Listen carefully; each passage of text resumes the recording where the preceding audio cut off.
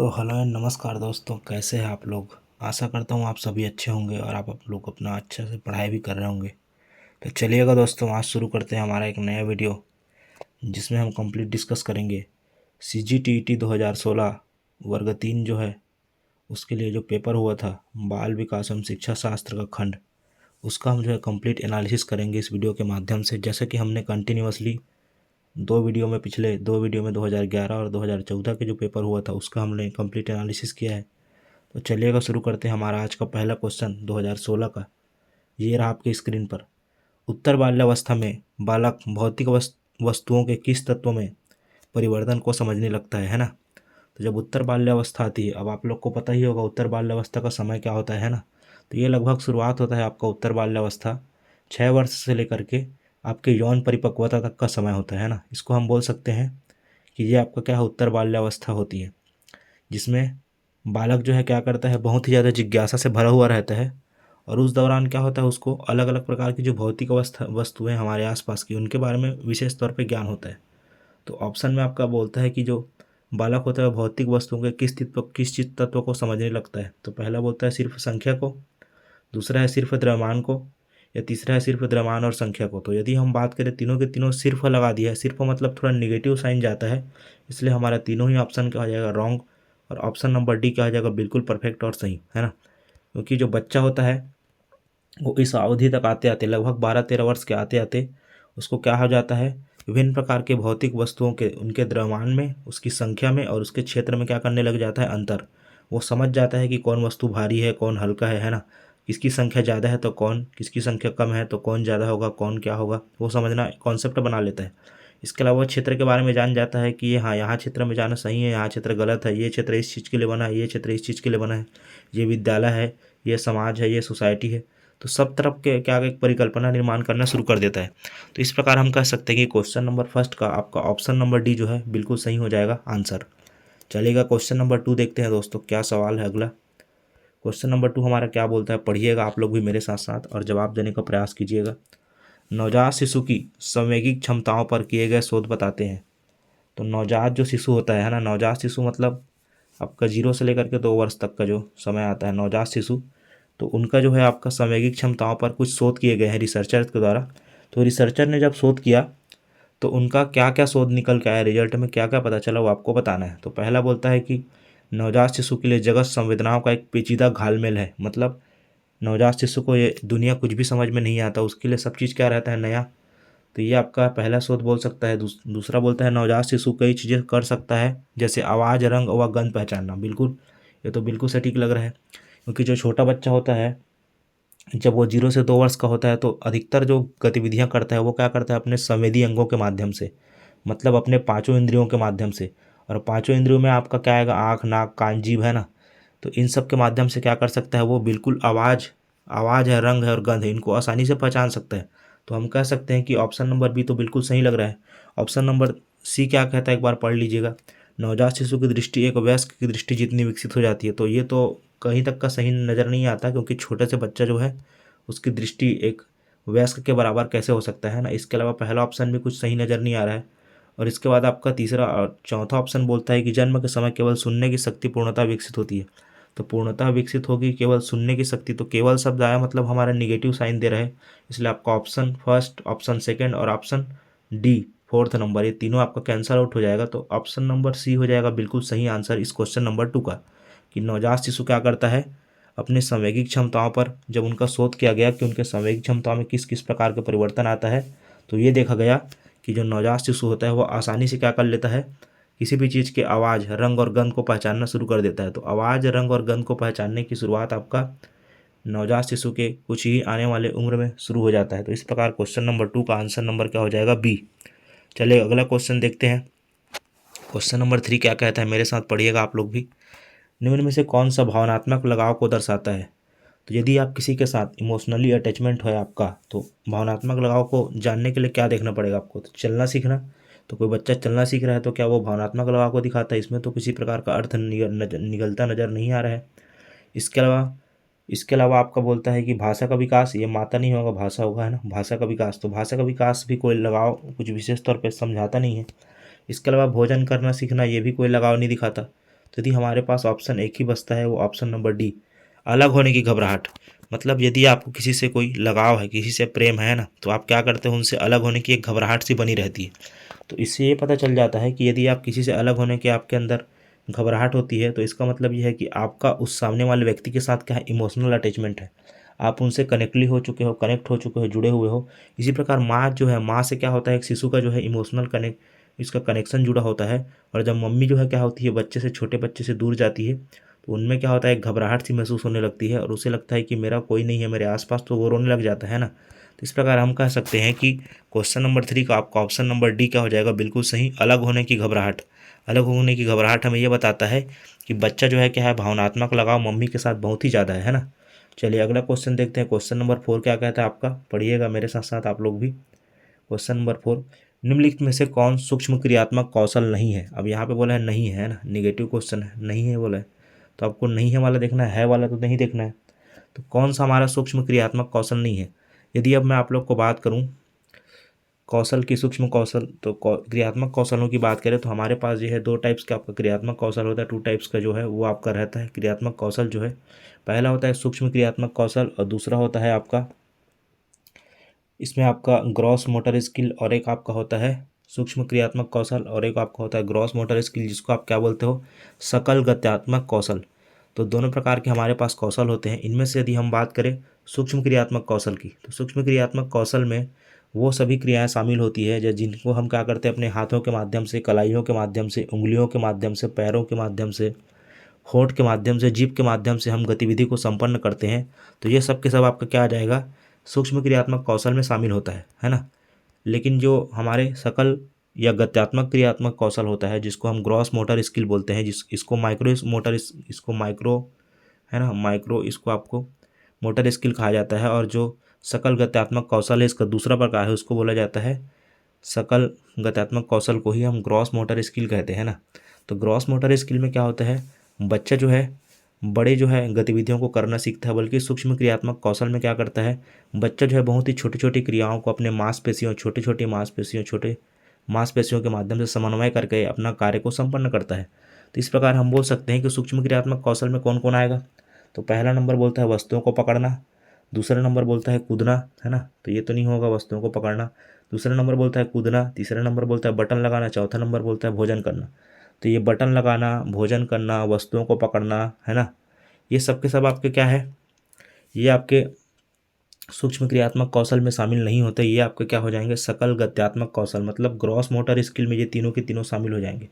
तो बचता केवल कौन सा है, कूदना, है ना। तो कूदना वाला जो गतिविधि हो रहा है, ये आपका क्या हो जाएगा, सूक्ष्म क्रियात्मक कौशल में नहीं आएगा। ठीक है, बाकी अभी तीनों के तीनों जो आप लोगों ने देखा, ये आपका सकल गत्यात्मक कौशल में शामिल होगा, सूक्ष्म क्रियात्मक कौशल नहीं है बोला है, तो यही आपका क्या हो जाएगा, नहीं है।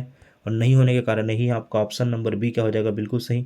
बाकी आपका पहला जो है, ये आपका गत्यात्मक कौशल, ये आपका सूक्ष्म क्रियात्मक कौशल में आएगा ही, आपका तीसरा भी आएगा और चौथा भी आएगा। तो पहला, तीसरा और चौथा, ये तीनों के तीनों आपके सूक्ष्म क्रियात्मक कौशल है।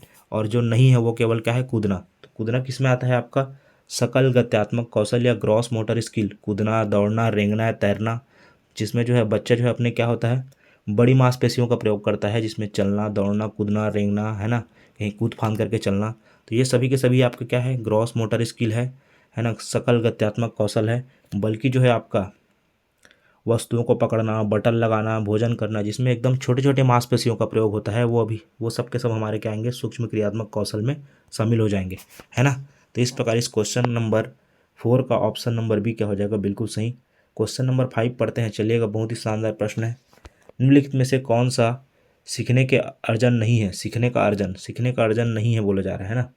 तो देखते हैं पहला कौन सा दिया है इसमें। तो पहला दिया है आपका आदत, यह अर्जित है। आदत ये दिया हुआ है, यहाँ पे टाइपिंग मिस्टेक हुआ है। पहला है आपका आदत है, दूसरा आपका क्या है, जन्म है, तीसरा आपका बोलता है अर्जित है। पहला आपका ऑप्शन है अर्जित, दूसरा बोलता है आपका जन्म, तीसरा बोलता है परिपक्वता और चौथा बोलता है अभिवृत्ति। तो है ना, सीखने का अर्जन में कौन शामिल नहीं होता।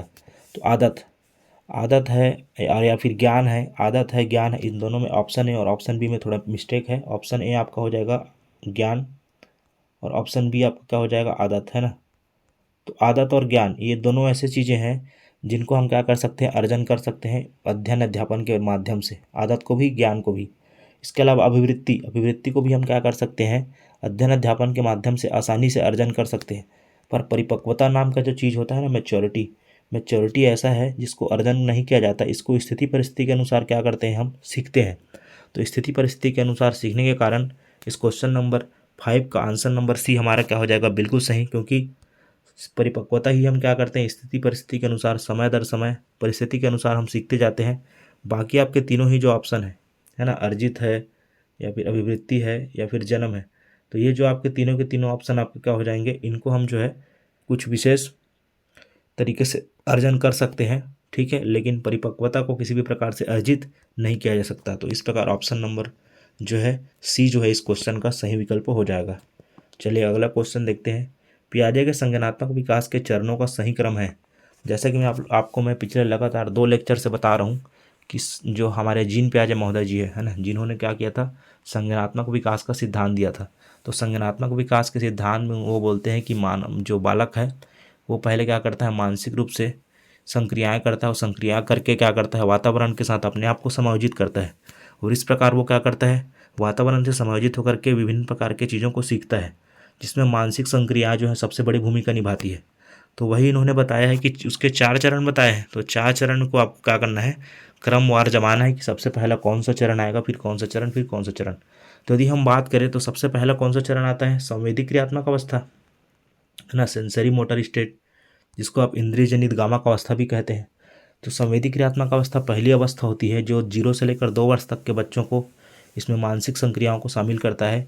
इसके बाद दूसरा आता है पूर्व संक्रियात्मक अवस्था, है ना, जिसमें पूर्व संक्रियात्मक अवस्था आपका 2 से 7 वर्ष तक का होता है। इसके बाद आपका तीसरा आता है मूर्त या स्थूल संक्रियात्मक अवस्था, जो कि 7 से 11 वर्ष तक के बच्चों को शामिल करता है। इसके अलावा आपका ऑप्शन जो है और क्या आता है, एक चौथा जो है आपका आता है, चौथा स्टेज होता है संज्ञानात्मक विकास का जीन पियाजे के अनुसार औपचारिक संक्रियात्मक अवस्था, जो कि 11 से 15 वर्ष तक की अवस्था आती है। तो इस प्रकार हम बोल सकते हैं कि जो सबसे पहली अवस्था है वो क्या है आपका, संवेदी क्रियात्मक अवस्था, दूसरी अवस्था है पूर्व संक्रियात्मक अवस्था, तीसरी क्या है, स्थूल संक्रियात्मक अवस्था, और चौथा क्या है, औपचारिक संक्रियात्मक अवस्था। तो इस प्रकार हम देख सकते हैं कि हमारा ऑप्शन नंबर सी जो है इस क्वेश्चन का क्या हो जाएगा, सही, कि जीन पियाजे के अनुसार संज्ञानात्मक विकास के 4 चरण हैं और 4 चरणों का बढ़ता हुआ क्रम। तो बढ़ता हुए क्रम में यदि हम देखेंगे तो सबसे पहले संवेदी क्रियात्मक अवस्था आती है 0 से 2 वर्ष तक के। इसके बाद पूर्व संक्रियात्मक अवस्था आती है 2 से 7 वर्ष तक के बालकों के लिए होती है। और इसी प्रकार 7 से 11 वर्ष तक आपका क्या होता है, स्थूल या मूर्त संक्रियात्मक अवस्था, जिसमें वस्तुएं, ठोस वस्तुओं के प्रति बच्चा जो है संज्ञानात्मक अपना संज्ञान बढ़ाता है। इसी प्रकार औपचारिक संक्रियात्मक अवस्था आती है जिसमें जो है चिंतन, है ना, इसमें तर्क करना, आपका नियमों का निगमन करना, ये सब बच्चा जो है सीख जाता है। इस प्रकार क्वेश्चन नंबर आपका जो 6 है, क्वेश्चन नंबर 6 का ऑप्शन नंबर सी क्या हो जाएगा, बिल्कुल सटीक। चलिए अगला क्वेश्चन देखते हैं, क्वेश्चन नंबर 7। जीवन का वह काल जब शरीर में प्रजनन परिपक्वता संबंधी परिवर्तन होने शुरू हो जाते हैं। तो ये बहुत ही ईजी क्वेश्चन है, आप लोगों ने शायद गेस कर लिया होगा इसका आंसर क्या होने वाला है। जो प्रौढ़ावस्था होता है इसका कोई लेना देना नहीं है। प्रजनन परिपक्वता संबंधी परिवर्तन मतलब ये जो है आपका क्या होता है, मासिक धर्म चक्र का इसी समय स्टार्ट हो जाता है लड़कियों में, और लड़कों में क्या होता है, इसमें हार्मोनल चेंजेस आने शुरू हो जाते हैं। और ये जो हमारा टाइम होता है ये बहुत ही क्रूशल समय होता है, जिसको जीवन का सबसे कठिन काल भी माना जाता है। स्टेनले हॉल ने कहा है कि यह क्या होता है, सबसे बड़ा तनाव, तूफान, संघर्ष की अवस्था होती है। इसमें जो है किशोरावस्था को ही लिया जाता है, और किशोरावस्था को हमारे जीवन काल का बसंत भी कहा गया है ना। तो इस प्रकार कह सकते हैं कि ऑप्शन नंबर जो है बी जो है इस क्वेश्चन का सही हो जाएगा, किशोरावस्था, एडोलेसेंस पीरियड, जो कि आपके टीनेजर्स का होता है। और यह सबसे क्रूशल अवस्था होती है जिसमें वीर पूजा की अवस्था भी कहा जाता है, जिसमें तनाव, तूफान, संघर्ष, आपसी जो है पारिवारिक स्थितियों में बच्चों का संघर्ष चलते रहता है। मन मुटाव इसमें जो है सही दिशा में चले जाए, कोई बच्चा तो गलत दिशा में चले जाता है तो कोई और, है ना। इस प्रकार हमेशा इसमें टकराव की स्थिति बनी रहती है, जिसको झंझावत की अवस्था, तूफान की अवस्था, तनाव की अवस्था और बहुत सारे इस अवस्था का नाम दिया गया है। इस प्रकार हम कह सकते हैं कि क्वेश्चन नंबर 7 का ऑप्शन नंबर बी क्या हो जाएगा, बिल्कुल सही। किशोरावस्था में ही हमारे हार्मोनल चेंजेस होते हैं, प्रजनन संबंधी इसमें विकार देखे जाते हैं, जो कि सामान्यतः 13 से लेकर के 19 साल के वर्ष तक की आयु में आप देखने को मिलता है ना। चलिए अगला क्वेश्चन देखते हैं, क्वेश्चन नंबर 8। एक व्यक्ति के संवेगों की पहचान कैसे होती है। तो एक व्यक्ति के संवेग की पहचान किस प्रकार करोगे आप, है ना। तो एक व्यक्ति की जो उत्तेजित अवस्था होती है उसी का हम उसको क्या बोल देते हैं, उत्तेजना की अवस्था आती है, जिसको हम संवेग बोल देते हैं। संवेग में मुख्य तौर पे क्या होता है भाई, क्रोध उत्पन्न होना, प्रेम भय, किसी के प्रति घृणा उत्पन्न होना, किसी के प्रति सुख दुख का अनुभव करना, यही तो हमारे क्या है, संवेग है। ये हमारा नेचर है मनुष्य का। तो इन्हीं संवेग की उत्पत्ति हम पहचान कैसे करेंगे, ये आपका क्वेश्चन पूछ रहा है, क्वेश्चन नंबर 8। तो संवेगों की पहचान किस प्रकार की जा सकती है, तो देखेंगे कि आनंद व सुख का अनुभव हो रहा है, तो हाँ संवेग इसमें है व्यक्ति के पास। आत्मगौरव की अनुभूति होती है संवेगों के माध्यम से, व्यक्तिगत विभिन्नता को भी देखा जाता है। तो इस प्रकार हम कह सकते हैं इस क्वेश्चन का ऑप्शन नंबर डी क्या हो जाएगा, बिल्कुल सही, क्योंकि चारों ही ऑप्शन आपके क्या है, सही नज़र आ रहे हैं। ऑप्शन नंबर फर्स्ट, सेकंड और थर्ड। इसमें क्या करता है, व्यक्ति जो है संवेगों की पहचान हम उसके आनंद व सुख को देकर कर सकते हैं। व्यक्तिगत विभिन्नता किस प्रकार से है, लोगों के साथ उठना बैठना क्या है, व्यक्ति का आत्मगौरव महसूस कर रहा है कि नहीं कर पा रहा है, इन सभी के माध्यम से हम क्या करते हैं, किसी व्यक्ति के संवेगों की पहचान करते हैं। इसलिए क्वेश्चन नंबर 8 का आपका सही विकल्प क्या हो जाएगा, ऑप्शन नंबर डी। जन्म पूर्व विकास की अवस्था है, यहाँ पे क्वेश्चन बहुत ही शानदार है। जन्म पूर्व विकास की कौन कौन सी अवस्थाएं होती है, तो जब बच्चा का जन्म नहीं हुआ रहता तो जन्म से पहले उनकी विकास की अवस्थाएं हैं। जन्म के बाद तो अलग अलग अवस्था है ही, है ना। जन्म के बाद शैशवावस्था आता है ना, बाल्यावस्था आता है, किशोरावस्था आता है ना, प्रौढ़ावस्था आता है। उसी प्रकार जन्म से पूर्व जब माँ के गर्भ में बच्चा रहता है, भ्रूण से लेकर के जब वह शिशु के रूप में विकसित होता है, तो भ्रूण से लेकर के शिशु के रूप में जब विकसित होगा तो उस दौरान उन्हें कौन कौन सी अवस्थाओं से गुजरना पड़ता है, इसी के बारे में यहाँ पे पूछा जा रहा है। तो यदि हम देखें तो पहला अवस्था लिखा है युग्मनज, दूसरा बोलता है भ्रूण, उसके बाद गर्भस्थ शिशु, उसके बाद अगला question number option number B बोलता है भ्रूण, उसके बाद गर्भस्थ शिशु, फिर युग्मनज। ऑप्शन नंबर सी कहता है युग्मनज पहले बनता है, फिर गर्भस्थ शिशु का निर्माण होता है, फिर भ्रूण बनता है। और ऑप्शन नंबर डी बोलता है कि पहले गर्भस्थ शिशु बनता है, फिर भ्रूण बनता है, फिर युग्मनज। तो जहाँ तक गर्भस्थ शिशु पहले ही स्टेज में तो नहीं बनेगा, यहाँ पे बोलता है दूसरे स्टेज में बनेगा, बल्कि यहाँ पे बोलता है दूसरे स्टेज में बनेगा। तो गर्भस्थ शिशु एकदम से एक नहीं बन जाता, गर्भस्थ शिशु बनने में सबसे ज़्यादा लंबा समय लगता है ना। तो गर्भस्थ शिशु बनने से पहले क्या होता है, पहले युग्मनज का निर्माण होता है, युग्मनज के बाद आपका क्या होता है, भ्रूण का निर्माण होगा, भ्रूण के बाद क्या होगा, गर्भस्थ शिशु बनेगा। इस प्रकार हम कह सकते हैं कि इस क्वेश्चन का ऑप्शन नंबर बी क्या हो जाएगा, बिल्कुल सटीक।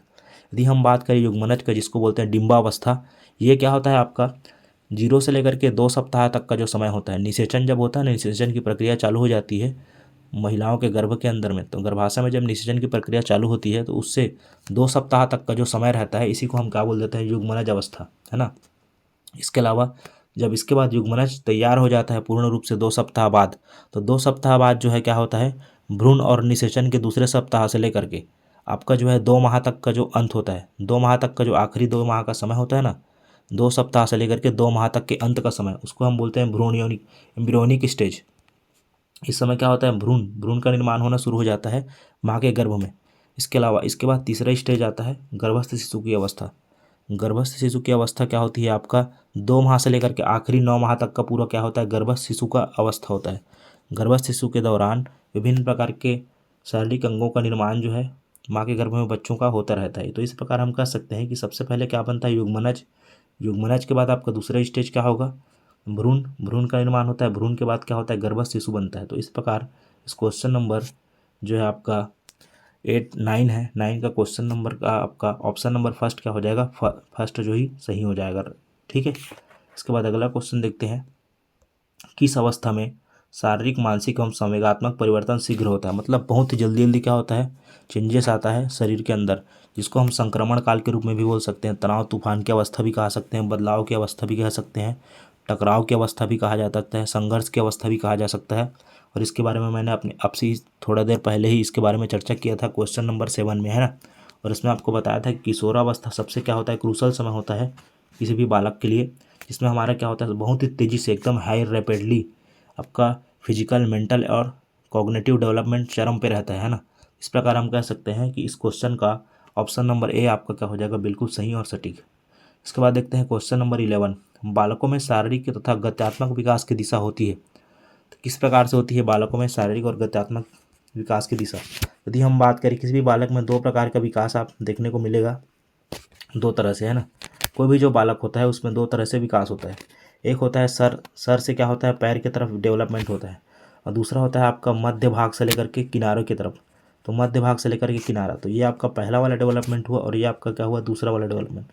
फर्स्ट टाइप का जो डेवलपमेंट होता है उसमें क्या होता है, बच्चे का जो है मस्तिष्क का विकास पहले होता है, मस्तिष्क का विकास होने के बाद क्या होता है, धीरे धीरे उसके मस्तिष्क के माध्यम से उसके बाहों से फिर पैरों तक का विकास होता है, जिसको हम पहला नंबर का बोलते हैं सिफेलोकॉडल। सिफेलोकॉडल को शीर्षाभिमुख भी कहा जाता है, जिसमें क्या किया जाता है, बच्चे का पहले मानसिक विकास होता है, मानसिक के बाद क्या होगा, मस्तिष्क का विकास होने के साथ साथ मस्तिष्क का विकास होते हुए फिर उसके मस्तिष्क से लेकर के बाहों के बाद आपका पैरों का विकास होगा।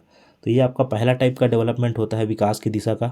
इसी प्रकार दूसरा जो डेवलपमेंट होता है उसमें क्या होता है, दूसरे प्रकार के में जो बच्चे का विकास होगा, है ना, तो बच्चे का जब दूसरे प्रकार में विकास होगा तो उसके पेट वाला जो भाग होता है मध्य भाग से क्या होगा, उसके हाथों तक उंगलियों तक का जो है डेवलपमेंट होता है, मध्य भाग से हाथों व उंगलियों की ओर विकास की प्रक्रिया आगे बढ़ती है।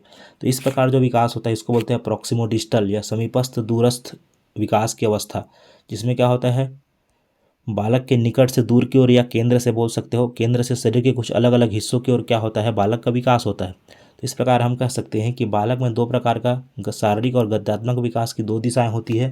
पहला होता है सिफेलोकॉडल, दूसरा होता है प्रॉक्सिमोडिस्टल। इस प्रकार इस क्वेश्चन का ऑप्शन नंबर सी क्या हो जाएगा, बिल्कुल सही और सटीक। चलिए अगला देखते हैं, डिसलेक्सिया क्या है। भाई ये डिसलेक्सिया तो हमारा पीछा ही नहीं छोड़ रहा है यार, क्या बात है। डिसलेक्सिया क्या है, डिसलेक्सिया एक प्रकार का क्या होता है, पढ़ने की अक्षमता होती है ना। पिछले लगातार 2011 की बात करें, 2014 का पेपर हम लोगों ने चर्चा कर लिया है। दोनों ही पेपर में ये क्वेश्चन आपका पूछा गया था और ये देखिए 2016 में फिर से पूछा गया है। इस प्रकार हम बोल सकते हैं कि डिसलेक्सिया क्या है आपका, पहला बोलता है कि पढ़ने से संबंधित अक्षमता होती है, पहला पढ़ने से संबंधित अक्षर, दूसरा लिखने से संबंधित, तीसरा पढ़ने और लिखने से संबंधित, और चौथा बोलता है गणितीय कठिनाई है। कि मैंने आप लोग इसको बताया था पहले ही क्लास में आपको कि डिसलेक्सिया क्या होता है। डिसलेक्सिया मतलब आपके पढ़ने से संबंधित समस्या है, अक्षमता है। इसमें क्या होता है, बच्चा जो है किसी भी चीज़ को क्लियर कट पढ़ नहीं पाता है ना, अलग अलग मीनिंग निकालता है। वास को मैं बताया था 100 पढ़ते हैं, क्लियर को अनक्लियर पढ़ेगा, है ना, 16 को 19 पढ़ेगा। तो इस प्रकार क्या करेगा, 3 को 9 को 6 की तरह देखेगा। तो इस प्रकार वो क्या करता है, पढ़ने में उसको बहुत सारी इसमें विषमताएं देखनी पड़ती है, बहुत सारी समस्याओं झेलना पड़ता है। इसलिए इस क्वेश्चन का ऑप्शन नंबर फर्स्ट का हो जाएगा सही, ये डिसलेक्सिया। इसके अलावा मैं आपको बताया था डिस्ग्राफिया। डिस्ग्राफिया में क्या होता है, बच्चे को लिखने से संबंधित बहुत सारी समस्याओं को सामना करना पड़ता है। इसके अलावा डिसकैलकुलिया होता है। डिसकैलकुलिया में मैं बताया था कि इसमें कैलकुलेशन से संबंधित समस्या आती है, मतलब आपको क्या होता है, गणितीय विकार इसमें दिखाई देता है। इस प्रकार हम कह सकते हैं क्वेश्चन नंबर 12 का ऑप्शन नंबर फर्स्ट का हो जाएगा सही और सटीक। चलिए अगला देखते हैं। एरिक्सन के अनुसार जन्म से लेकर के 1 वर्ष की आयु के मध्य की अवस्था किससे संबंधित होती है। तो एरिक्सन के बारे में आप लोगों ने सुना होगा, बहुत ही फेमस मनोवैज्ञानिक है, ठीक है, जिन्होंने मनोसामाजिक सिद्धांत दिया है ना। तो मनोसामाजिक सिद्धांत के अंतर्गत इन्होंने बताया था कि एरिक्सन ने कि जन्म से लेकर के 1 वर्ष की आयु तक की जो अवस्था होती है ये क्या होता है आपका, तो जन्म से लेकर के 1 वर्ष तक की आयु की अवस्था को इन्होंने अपना एक नाम दिया था और उसको बोला था आपका विश्वास बनाम अविश्वास की अवस्था। तो विश्वास बनाम अविश्वास की अवस्था इन्होंने नाम दिया था। तो यही आपका क्या हो जाएगा, ऑप्शन नंबर सी इस क्वेश्चन का सही आंसर हो जाएगा। मनोवैज्ञानिक एरिक्सन के अनुसार कि जन्म से लेकर के 1 वर्ष तक की आयु की अवस्था किससे संबंधित है, तो इस समय बच्चों में विश्वास और अविश्वास की स्थिति बनी रहती है और विश्वास और अविश्वास के बीच की जो खाई होती है उसे पाटने के लिए हमें विभिन्न प्रयास करने पड़ते हैं। तो यही आपका क्या हो जाएगा, ऑप्शन नंबर सी इसका क्या हो जाएगा, बिल्कुल सही आंसर। अगला है सीखने की प्रक्रिया होती है। तो सीखने की प्रक्रिया कहाँ पे होती है, जब आपको लर्निंग करना होता है तो लर्निंग के लिए आप क्या करते हो, कहाँ पे आप कर सकते हो लर्निंग। तो लर्निंग का करने के लिए क्या केवल सिर्फ कक्षा होना चाहिए, या फिर सिर्फ शाला के अंदर ही लर्निंग कर सकते हैं, या केवल शाला के बाहर, या फिर हम कह सकते हैं कि लर्निंग करने के लिए कोई निश्चित स्थान नहीं होता है। आपको जहाँ अवसर मिले, जिस जगह पे अवसर मिले वहाँ पे आप क्या कर सकते हो, किसी न किसी चीज़ को सीख सकते हो। तो सीखने के लिए कोई नियत स्थिति या स्थान का होना जरूरी नहीं है। आप औपचारिक रूप से या अनौपचारिक रूप से हर जगह से आप क्या कर सकते हो, अधिगम कर सकते हो। औपचारिक रूप से यदि हम बात करें तो अधिगम का सबसे बढ़िया स्रोत क्या है ना, विद्यालय है, स्कूल है, कक्षा है। और अनौपचारिक रूप से आप कक्षा के बाहर मतलब परिवार है, पड़ोस है, समाज है, इन सब के माध्यम से भी आप क्या कर सकते हो, सीखने की प्रक्रिया को आगे बढ़ा सकते हो। इसलिए इस क्वेश्चन नंबर 14 का ऑप्शन नंबर डी क्या हो जाएगा सही, दोनों के दोनों, कक्षा के अंदर या कक्षा के बाहर, ठीक है, बढ़िया बढ़िया। चलिए आगे बढ़ते हैं, अगला क्वेश्चन नंबर 15। क्वेश्चन नंबर 15 हमारा क्या कहता है, पढ़िएगा दोस्तों मेरे साथ साथ आप लोग भी। प्रकृति व पोषण विकास को कैसे नियंत्रित करते हैं। तो प्रकृति व पोषण की क्या भूमिका होती है हमारे विकास में, ये आपको बताना है। यदि हम बात करें, ऑप्शन नंबर फर्स्ट बोलता है कि जन्म तक प्रकृति ज़्यादा महत्वपूर्ण होती है, उसके पश्चात पोषण की भूमिका ज़्यादा बढ़ जाता है ना। इसके बाद दूसरा बोलता है कि पूरे मानव विकास के दौरान प्रकृति सबसे ज़्यादा महत्वपूर्ण भूमिका निभाती है, पोषण की कम भूमिका होती है। ऑप्शन नंबर तीसरा कहता है कि प्रकृति केवल गर्भाधान व जन्म पूर्व समय महत्वपूर्ण होती है ना। प्रकृति का केवल रोल क्या होता है गर्भाधान के समय व जन्म पूर्व समय। तो मैं आपको बताऊं केवल वाला ऑप्शन तो ऐसे भी निगेटिव दे रहा है और ये भी केवल वैसे ही निगेटिव दे रहा है, क्योंकि एक ही पक्ष पे बात कर रहा है, एक ही तरफ जो है पलड़ा भारी दिखाई देता हुआ दिख रहा है।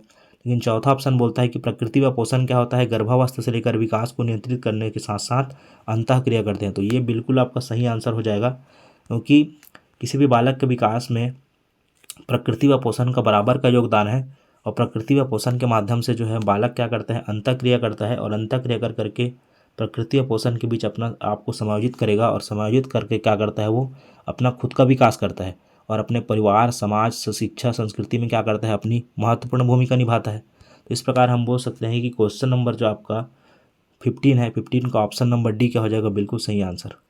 चलिए अगला क्वेश्चन देखते हैं। 16 नंबर का है, वाय गुणसूत्र में खाली स्थान नामक जीन होता है जो एक रासायनिक पदार्थ उत्पादित करता है जिसके कारण युग्मनज का विकास नर के रूप में होता है। तो आप लोगों ने सुना होगा XX और XY है ना। महिलाओं में जो है XX गुणसूत्र पाया जाता है, ये लैंगिक गुणसूत्र होते हैं, XX क्रोमोसोम होते हैं। और इसी प्रकार जो आपका XY जो होता है आपका क्या होता है पुरुषों में लैंगिक गुणसूत्र पाया जाता है। इसी के माध्यम से क्या होता है लिंग का निर्धारण होता है। तो लिंग का निर्धारण जब होता है तो उस दौरान एक उत्पादित होता है रासायनिक पदार्थ, एक जीन का उत्पादन होता है नर के रूप में। यदि कोई बच्चा जो है जन्म लेने वाला है नर के रूप में, लड़के के रूप में, तो उस समय क्या होगा एक रासायनिक उत्पाद जो है उत्सर्जित होता है। उसी उत्सर्जित रासायनिक उत्पाद का आपको क्या बताना है नाम बताना है। तो उस रासायनिक उत्सर्जित उत्पाद का नाम क्या होता है SRY है ना। SRY जो है आपका क्या होता है यह एक प्रकार का जीन होता है जो क्या करता है युग्मनज निर्माण जब होते रहता है नर के रूप में युग्मनज का निर्माण होता है, डेवलपमेंट चलते रहता है, तो उसी दौरान क्या होता है जो है SRY नाम का जो जीन होता है ये हमारा क्या होता है रासायनिक रूप से रासायनिक पदार्थ के रूप में उत्पादित होते रहता है, जिससे क्या होता है युग्मनज का विकास जो है वो नर के रूप में होते हुए दिखाई देता है। तो इस प्रकार हम कह सकते हैं इस क्वेश्चन नंबर 16 का ऑप्शन नंबर सी क्या हो जाएगा बिल्कुल सही SRY। तो SRY हमारा क्या होता है एक प्रकार का जीन होता है, ठीक है SRY। तो ये ऑप्शन नंबर सी इसका बिल्कुल सही होते हुए नजर आ रहा है। चलिए अगला क्वेश्चन देखते हैं, क्वेश्चन नंबर 17। टेस्ट्रोजन जो है एक बाह्य एजेंट है, जैसे एक रसायन जो है वायरस के खाली स्थान के विकास को प्रभावित करता है। तो यहाँ पे आपको बताना है इसमें क्या आएगा। तो टेस्ट्रोजन जो है किस चीज़ को विकास को प्रभावित कर देगा, तो केवल केंद्रीय तंत्रिका तंत्र को प्रभावित करेगा, केवल गर्भस्थ शिशु को प्रभावित करेगा। तो हम यदि बात करें ऑप्शन नंबर बी तो लग रहा है कि केवल गर्भस्थ शिशु को प्रभावित करेगा, ठीक है गर्भस्थ शिशु को प्रभावित करता है। तीसरा युग्मनज भ्रूण और गर्भस्थ शिशु तीनों को प्रभावित करता है। और चौथा ऑप्शन बोलता है कि केवल भ्रूण को प्रभावित करेगा। और पहला ऑप्शन बोलता है केवल सेंट्रल नर्वस सिस्टम को है ना, मतलब केंद्रीय तंत्रिका तंत्र को। यहाँ दी हम बात करें तो ऑप्शन नंबर 20 क्वेश्चन का क्या हो जाएगा बिल्कुल सही। जो टेस्ट्रोजन नाम का जो एक एजेंट होता है ना, ये क्या करता है आपका जब गर्भाधान का समय होता है तो उस दौरान क्या होता है 10 से लेकर 14 दिन बाद, जब गर्भाधान शुरुआत हो जाती है तो उसके 10 से लेकर 14 दिन के बाद क्या होता है टेस्ट्रोजन जो है गर्भ में पल रहे जो बच्चा है उसको प्रभावित करना शुरू कर देता है। तो ये केवल किसके लिए है गर्भस्थ शिशु के लिए। गर्भस्थ शिशु को प्रभावित करता है आपका टेस्ट्रोजन नाम का जो एक बाह्य एजेंट जो है रसायन के रूप में निकलता है वो। और ये कब होता है इसका शुरुआत जो है कार्य करने का शुरुआत, तो टेस्ट्रोजन जो है गर्भ में पल रहे बच्चे को प्रभावित करेगा। और कब से, तो 10 गर्भाधान जब होता है ना उसके 10 से लेकर के 14 दिन बाद। तो इस प्रकार इस क्वेश्चन का ऑप्शन नंबर बी हमारा क्या हो जाएगा सही आंसर हो जाएगा। चलिएगा अगला क्वेश्चन देखते हैं, बहुत ही शानदार प्रश्न है। पढ़ने व लिखने के लिए संप्रेषण की व्यवस्था जो कागज़ से उभरे हुए बिंदुओं का उपयोग करती है। तो आप लोगों ने सुना होगा ब्रेल लिपि के बारे में है ना। ब्रेल लिपि से तो सब लोग लगभग जुड़े हुए हैं, लुइस ब्रेल के नाम आप बहुत फेमस है। तो ब्रेल लिपि क्या होता है एक तकनीक होता है जिसमें क्या किया जाता है बच्चे को, जो नेत्रहीन बच्चे होते हैं ना, नेत्रहीन बच्चों को क्या किया जाता है कुछ उसमें डॉट्स बने होते हैं इस प्रकार से, और डॉट्स के माध्यम से क्या किया जाता है उनको अध्यापन कराया जाता है। अंकों को शब्दों को जोड़ करके मात्राओं को बनाना सिखाया जाता है, अल्फ़ाबेट्स को बनाना सिखाया जाता है, मात्राओं को जोड़ करके इस प्रकार से अल्फ़ाबेट्स को बनाना सिखाया जाता है। यह क्या होता है इसमें बच्चा जो है छू करके या स्पर्श करके क्या करता है कागज़ का इस्तेमाल करता है और कागज़ के स्पर्श करके छू करके उभरे हुए जो अंक होते हैं ना या फिर उभरे हुए जो अक्षर होते हैं उसके माध्यम से क्या कर पाता है बच्चा बेहद आसानी से पढ़ पाता है। तो क्वेश्चन ये पूछ रहा है कि उभरे हुए बिंदुओं का उपयोग करती है, तो ये कौन सी विधि है, कहाँ, तो कहाँ पे इसका उपयोग होता है, तो ये है ब्रेल लिपि। ब्रेल लिपि पद्धति होती है जिसमें क्या करता है एक बच्चा जो है अपने अध्ययन अध्यापन के दौरान उभरे हुए कागज में उभरे हुए बिंदुओं का प्रयोग करता है और उसी उभरे हुए बिंदुओं के माध्यम से क्या करता है, अपने अध्ययन की प्रक्रिया को, अपने पठन की प्रक्रिया को क्या करता है, संपन्न। इसको बनाने का श्रेय लुईस ब्रेल को जाता है, इसलिए इसको ब्रेल पद्धति भी कहा जाता है, जिसमें उभरे हुए कागज या डॉट्स के माध्यम से 6 इसमें अलग अलग डॉट्स बने होते हैं, जिनके माध्यम से बच्चा जो है अध्ययन की प्रक्रिया को, दृष्टि बाधित जो बालक होते हैं या बालिकाएं होती है, वो क्या करते हैं, आराम से अध्ययन कर पाते हैं, है ना। चलिए अगला क्वेश्चन देखते हैं। उषा, यहाँ पे उष्मा लिखा हुआ है, उषा, ये उषा है, उषा नाम की एक लड़की है ना, तो उष्मा नहीं है। तो उषा परिवेश की नई विशेषताओं को अपने चिंतन में सम्मिलित करने के लिए, उषा जो है क्या कर रही है, अपने परिवेश की नई विशेषताओं को अपने चिंतन में सम्मिलित करने के लिए विद्यमान स्कीम में संशोधन कर रही है। तो वह क्या कर रही है, तो आप लोगों ने पढ़ा होगा, मैं बताया था जीन पियाजे का संज्ञानात्मक विकास। तो जीन पियाजे के संज्ञानात्मक विकास के कुछ प्रमुख घटक है, जिसमें आप लोगों ने सुना होगा स्कीम, स्कीमा, है ना। इसके अलावा सम्मिलन, इसके अलावा समावेशीकरण, इसके अलावा व्यवस्थापन, इसके अलावा समायोजन, एकोमोडेशन, इसके अलावा बहुत सारे एसिमिलेशन आप लोगों ने पढ़ा होगा बिल्कुल कहीं ना कहीं। तो उसी को यहाँ पे क्वेश्चन दिया गया है। क्वेश्चन में यहाँ पे बहुत सारा मिस्टेक है, तो इसका जो है आंसर क्या हो जाएगा। तो उषा नाम की एक लड़की है जो नए नए जो विशेषताएं देखी है, कहीं से देखा होगा उन्होंने नई विशेषताएं, कुत्ता बिल्ली, है ना, भेड़ बकरी किसी के बारे में, तो नई विशेषताओं को क्या कर रही है, अपने चिंतन में शामिल करने का प्रयास कर रही है। और शामिल करने के लिए क्या करती है, अपने जो पूर्व ज्ञान है ना उसमें नया नया संशोधन कर रही है, कि पहले से जो उसको जानकारी है ऊँट के बारे में, भेड़ के बारे में, बकरी के बारे में, उसमें संशोधन कर रही है। और संशोधन करके क्या कर रही है, बदलाव लाने का प्रयास कर रही है। तो इस प्रक्रिया को हम किस नाम से जानते हैं, तो इसे कहा जाता है जीन पियाजे के सिद्धांत के अनुसार समायोजन करना। समायोजन करने का प्रयास कर रही है। उषा ने क्या किया, नई चीज़ों को देखा और नई चीज़ों को सीख करके क्या कर रही है, अपने पूर्व ज्ञान में बदलाव ला रही है। तो नई चीज़ों को सीख करके अपने पूर्व ज्ञान में बदलाव लाने की प्रक्रिया को क्या कहा जाता है, समायोजन, है ना। और इसको जो है जीन पियाजे ने बहुत ही अपने उदाहरणों के माध्यम से बहुत ही अच्छे तरीके से समझाया था। चलिए अगला क्वेश्चन देखते हैं, क्वेश्चन नंबर 20। क्वेश्चन नंबर 20 क्या कहता है, एक बच्ची, यहाँ पे एक अच्छी लिखा हुआ है ना, टाइपिंग बहुत ज़्यादा मिस्टेक हो गया है, यहाँ पे एक बच्ची है, एक अच्छी नहीं है, बच्ची है। तो यहाँ पे आप चेंज कर लीजिएगा, एक अच्छी की जगह में क्या आ जाएगा, एक बच्ची। एक बच्ची जो कहती है कि चोरी करना गलत है क्योंकि वह पकड़ी जा सकती है, तो वह कोहलबर्ग की कौन सी अवस्था के अंतर्गत आएगा। तो आप लोगों को पता होना चाहिए कि इसमें जो है आपका कोहलबर्ग महोदय जो है, लॉरेंस कोहलबर्ग, इन्होंने क्या किया था, नैतिक विकास की 3 अवस्थाएं बताई थी, जिसमें जो है सबसे पहला अवस्था उन्होंने क्या बताया था, तो उन्होंने बताया था पूर्व नैतिक चरण, पूर्व नैतिक अवस्था। इसके बाद उन्होंने बताया था नैतिक विकास की अवस्था। इसके बाद बताया था उत्तर नैतिक विकास की अवस्था। तो इस प्रकार उन्होंने क्या दिया था, आपके 6 चरण दिए थे और 3 अवस्थाएं बताए थे लॉरेंस कोहलबर्ग ने नैतिक विकास से संबंधित, कि बच्चे में नैतिक विकास किस प्रकार से होता है। तो उसी में उन्होंने क्या किया था, नैतिक विकास का पहला चरण जो है, पहला चरण के अंतर्गत, पहली अवस्था के अंतर्गत, है ना, पहली अवस्था, 3 अवस्था तो बताया था, 3 अवस्था कौन कौन सा है आपका, तो एक आपका जो है पहली अवस्था जो है नैतिक, पूर्व नैतिक विकास की अवस्था है, दूसरा जो है नैतिक विकास की अवस्था है, तीसरा जो है उत्तर नैतिक विकास की अवस्था। तो पूर्व नैतिक विकास की अवस्था में ही जो पहला नंबर का जो उन्होंने चरण बताया था ना, उसी में ये बताया था कि बालक जब छोटा छोटा रहता है, मतलब वो आपका 2 से लेकर के 6 साल या 7 साल तक की उम्र का रहता है, तो वो क्या करता है, ज़्यादातर वो जो है अपने कार्य करेगा, उसमें क्या करेगा, वो समाज के जो नियम कानून बनाए गए उसी के अंतर्गत रह करके कार्य करेगा, और उसे हमेशा क्या रहेगा, सजा या डर का भय बना रहेगा। तो इसलिए इस क्वेश्चन का ऑप्शन नंबर फर्स्ट क्या हो जाएगा, सही, क्योंकि यहाँ पर जो लड़की है ना उसको ये लगता है कि चोरी करना गलत है, क्योंकि चोरी करने से क्या होता है, हमें जेल में डाल दिया जाएगा, हमें सज़ा मिलेगा, हमें पकड़ा जाएगा।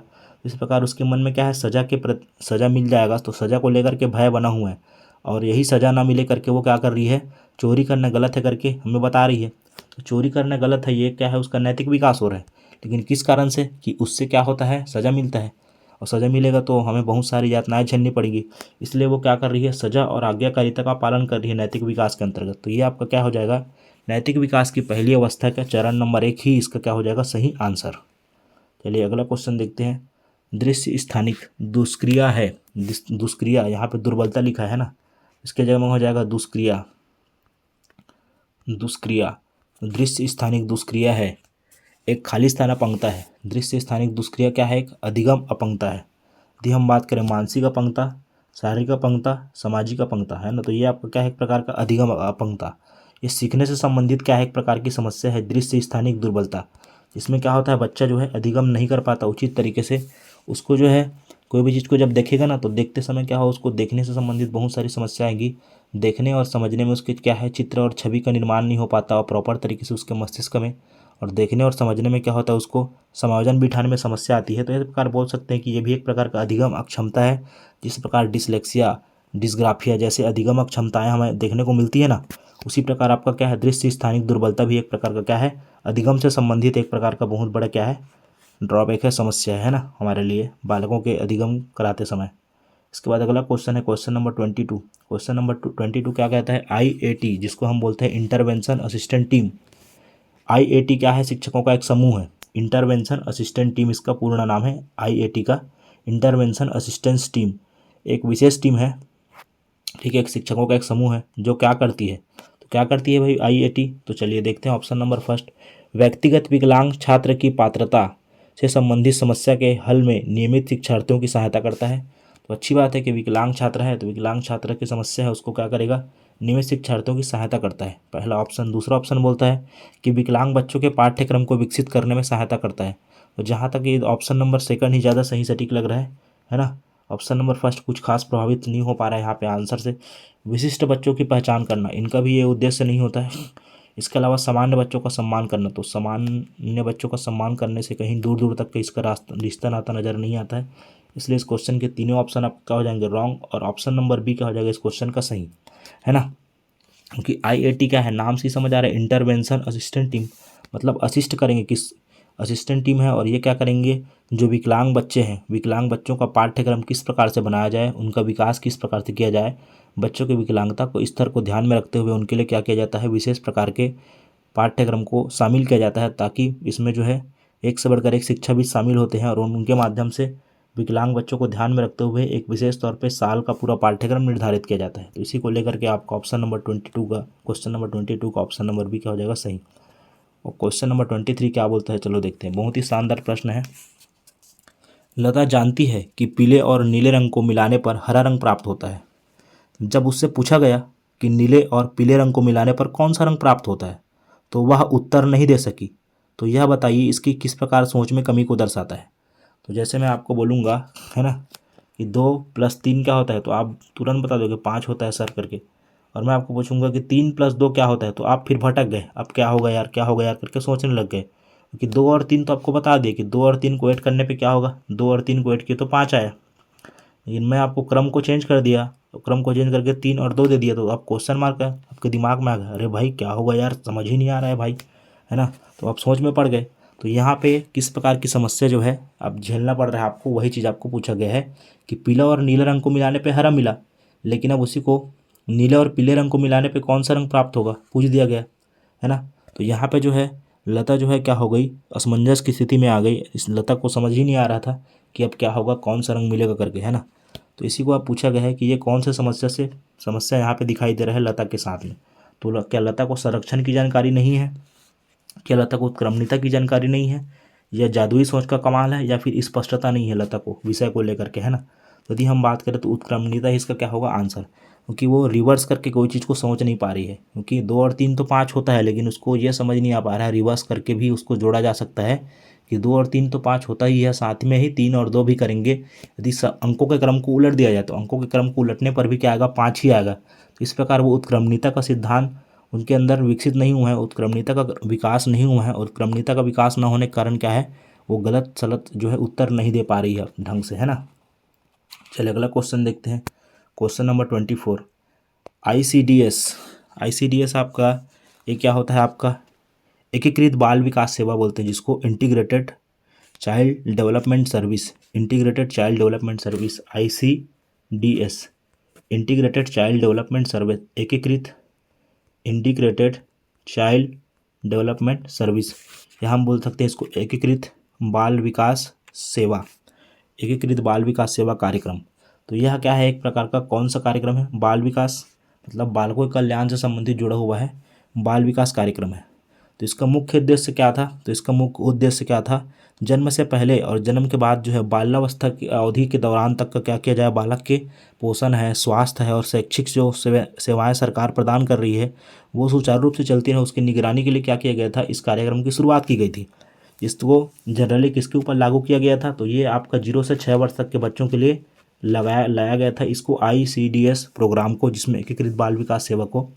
और इसमें क्या किया गया था, जन्म से लेकर के जो बाल्यावस्था होती है ना, प्रारंभिक बाल्यावस्था मतलब जन्म के बाद तक की वह अवस्था जिसमें जो है बच्चा स्कूल जाना प्रारंभ करता है, 6 वर्ष तक की अवस्था होती है। तो इसी अवस्था को क्या किया गया था, इसमें शामिल किया गया था 0 से लेकर के 6 वर्ष तक की अवस्थाओं को।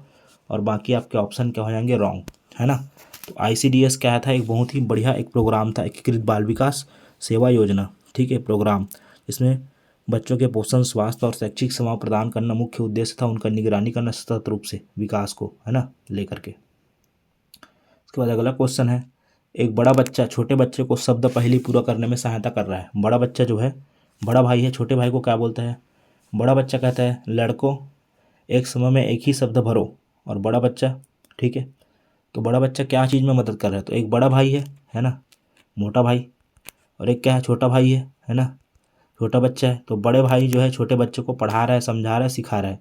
तो बड़ा भाई जब छोटे भाई को समझा रहा है, पढ़ा रहा है, सिखा रहा है, तो वो किस चीज़ के बारे में बता रहा है, तो इनसे क्या हो रहा है, रटने में छोटे बच्चे की मदद कर रहा है।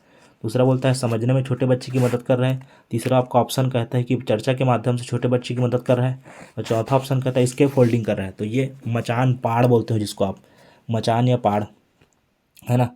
तो ये आपका क्या है, ZPD वाला जो आप लोगों ने पढ़ा होगा, जोनल प्रॉक्सिमल डेवलपमेंट, है ना, जोनल प्रॉक्सिमल डेवलपमेंट आप लोगों ने लेओ वाइगोत्स्की का पढ़ा होगा, सामाजिक विकास का अधिगम का सिद्धांत। तो सामाजिक अधिगम का सिद्धांत या सामाजिक विकास के सिद्धांत के अंतर्गत आप लोगों ने पढ़ा होगा, ठीक है। इसी में आपका आता है स्केप फोल्डिंग। स्केप फोल्डिंग क्या होती है, एक ऐसी प्रक्रिया होती है जिसमें जो है ज़्यादा जो उच्च बुद्धिमान व्यक्ति रहेगा या उच्च ज्ञानवान जो व्यक्ति रहेगा, वो अपने से कम उम्र के ज्ञानवान व्यक्ति को क्या करता है, हल्का सा मार्गदर्शन प्रदान करता है, हल्का सा सहायता प्रदान करता है, जिससे जो व्यक्ति जो है स्वयं से अपनी गतिविधियों के माध्यम से सीख सके और सीख करके क्या कर सके, आगे बढ़ सके। तो इसमें जो छोटा बच्चा बड़े बच्चे को मदद कर रहा है ना, तो मदद करने का मतलब वही है कि वो क्या कर रहा है, उसको स्केप फोल्डिंग प्रदान कर रहा है, मचान या पहाड़ प्रदान कर रहा है, ताकि जो है छोटा बच्चा उनके द्वारा दिए जा रहे मार्गदर्शन के सहायता से क्या कर सके, निरंतर आगे पथ पे गति बढ़ा सके अपना, और खुद जो है सीख सके। और जो गलतियां दोहराया जा रहा है उनको दोहराए ना, तो इसीलिए क्या किया जाता है, स्केप फोल्डिंग दिया जाता है। तो ऑप्शन नंबर डी क्या होगा इसका सही, है ना। 26 नंबर क्वेश्चन क्या बोलता है, 26 का बहुत ही शानदार प्रश्न है। विशिष्ट बालक कौन है, विशिष्ट बालक में कौन आता है, तो शारीरिक रूप से विकलांग बालक आता है, मानसिक रूप से मंद बालक इसमें शामिल होता है, या ऐसे बालक जिनकी शारीरिक विशेषताएं अथवा सीखने की क्षमता क्या हो, सामान्य बच्चों से भिन्न हो, या फिर ऐसे बालक जो जोखिम पर है ना। तो यदि हम बात करें विशिष्ट बालक, ठीक, विशिष्ट बालक के बारे में तो आपको पहले भी मैं पिछले लेक्चर में बताया था, ये क्या होते हैं, जिनकी शारीरिक विशेषताएं, सीखने की क्षमता क्या होता है, सामान्य बालकों से उच्च होता है। विशिष्ट बालक क्या होते हैं, थोड़े से इनका हाव भाव, रहन सहन, का खान पान अलग ही रहता है, क्योंकि इनका जो है शारीरिक, मानसिक और संवेगात्मक विकास है, सामाजिक विकास है, वो सामान्य बच्चों की तुलना में या तो बहुत ही ऊपर होगा या तो बहुत ही नीचे। तो सामान्य बच्चों से यदि कोई बहुत ही ऊपर जा रहा है या बहुत ही नीचे आ रहा है, तो उसको हम क्या करते हैं, विशिष्ट बालकों की श्रेणी में रखते हैं, ठीक है। तो इस प्रकार वो शारीरिक रूप से या तो विशेष हो सकता है, या शारीरिक रूप से बहुत ही नीचे भी हो सकता है। जैसे उनके सीखने की क्षमता बहुत ही उच्च हो सकती है, या ही सीखने की क्षमता बहुत ही बिलो हो सकती है, या तो बहुत ही अबव, मतलब बहुत ही उच्च भी हो सकता है, बहुत ही कम। तो ऐसे बालकों को हम क्या करते हैं, सामान्य तौर पे विशिष्ट बालकों की श्रेणी में डाल देते हैं ना। चलिए क्वेश्चन नंबर 27 है आपका आज का। मानसिक रूप से मंद बच्चों के शिक्षण में निम्न 4 नियमों में से किसे नहीं अपनाना चाहिए। तो मानसिक रूप से यदि कोई बच्चा बहुत ही मंद है, मतलब बहुत ही धीमी गति से सीखने वाला बच्चा है, तो उसको यदि आप अध्ययन अध्यापन करा रहे हो, तो उस दौरान आपको कौन से जो है नियम को नहीं अपनाना चाहिए। नहीं मतलब आपको यहाँ पे नहीं अपनाना चाहिए, अपनाना चाहिए नहीं, नहीं अपनाना चाहिए।